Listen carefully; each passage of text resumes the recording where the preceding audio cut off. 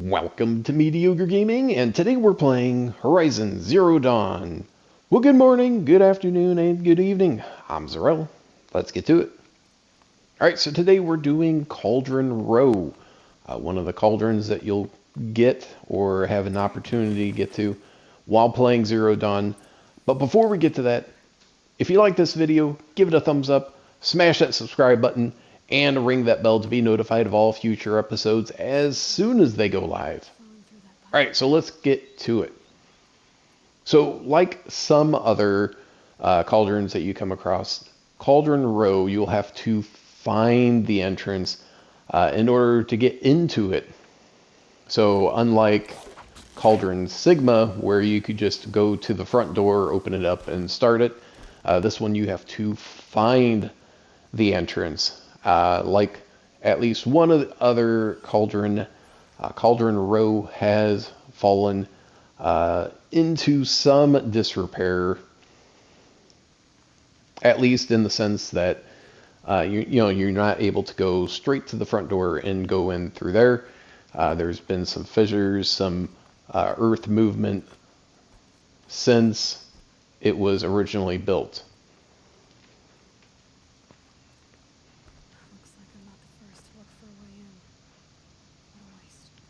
Now, finding the entrance is just a matter of getting to the location where you can get to the door to open it and get in.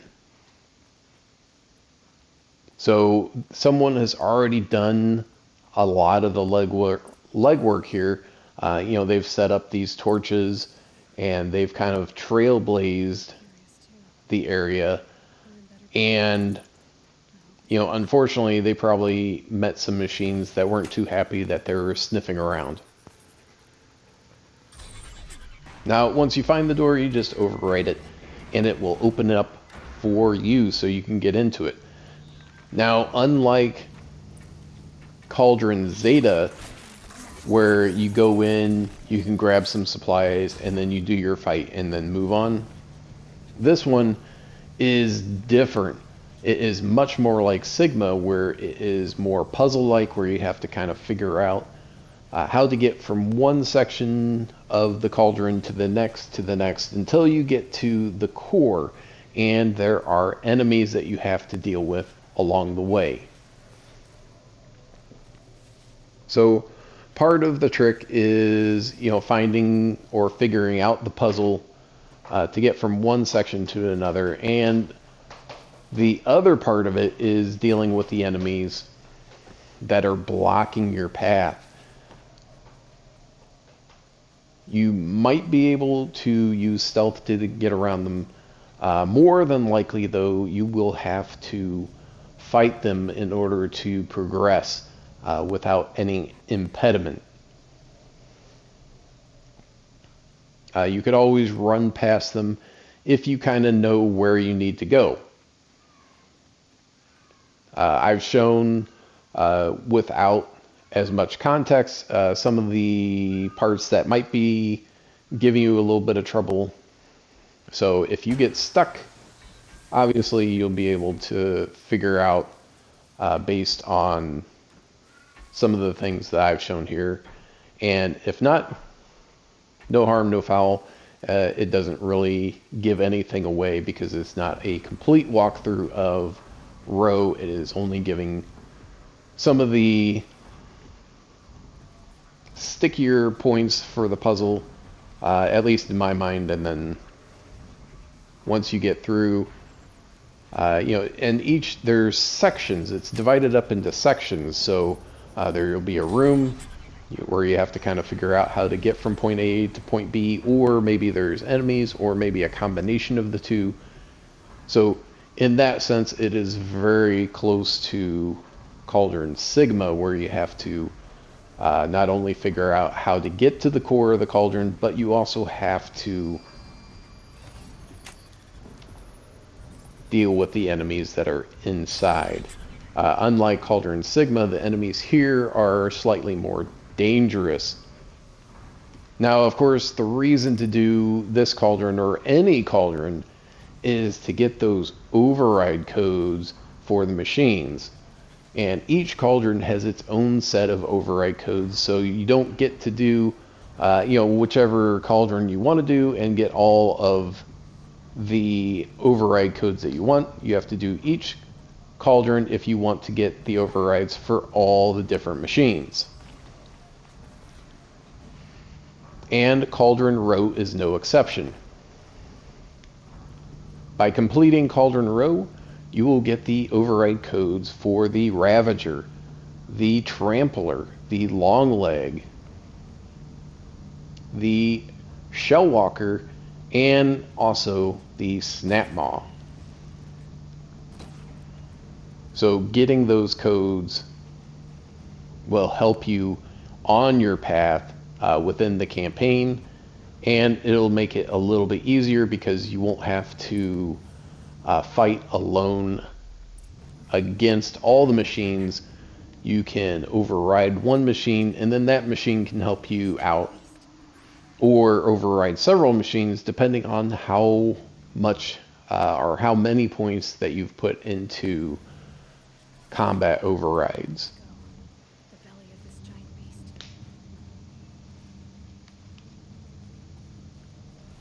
Now there was one point here where I almost fell off. I didn't see the cliff, but luckily the developers had a handhold just beyond, so that you don't actually fall off, even if you're walking off the side, like I had done.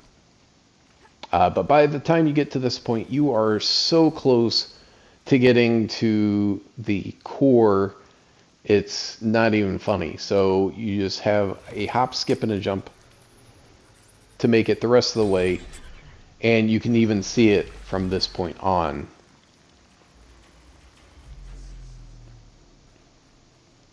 So in this particular cauldron, once you get to the core, you'll find out that you're going to fight a Snapmaw. Like other cores, there will be 2 watchers that circle around, which is no big deal. However, in addition to the Snapmaw, you will also have to deal with a Ravager. Since this particular cauldron gives you override codes for both machines, you won't be able to override either one to help you in your fight. You'll have to fight 2 machines at the same time. Now, luckily, the Ravager does have a cannon on it that can be knocked off and then used against them. So used as a heavy weapon. In order to start the fight, much like the other ones, you'll have to climb one of the towers, go ahead and override the system.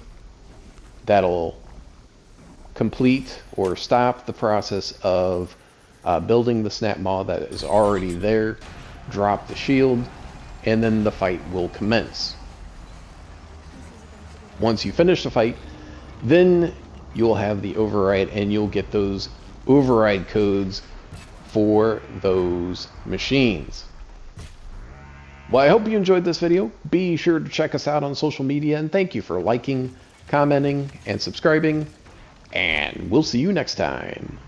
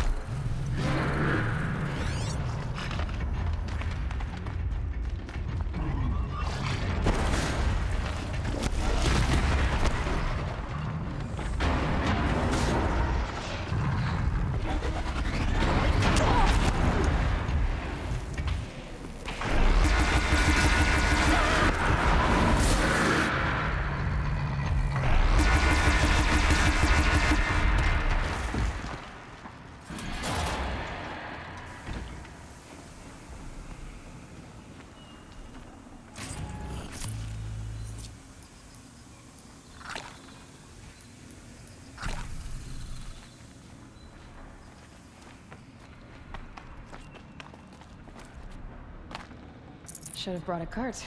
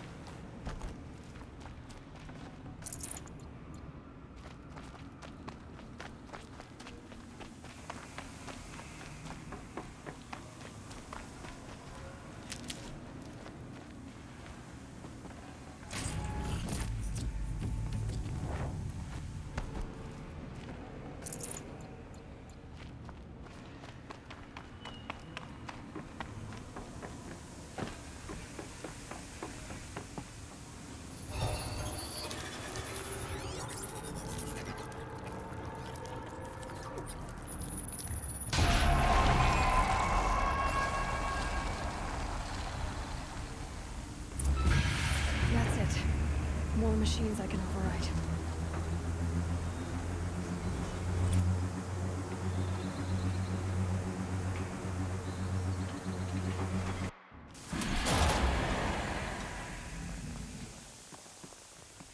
So, Hephaestus is the source of the cauldron data intrusions? It's been forcing cauldrons to make aggressive machines. Deadlier and deadlier year by year. Why? And what or who is Hephaestus?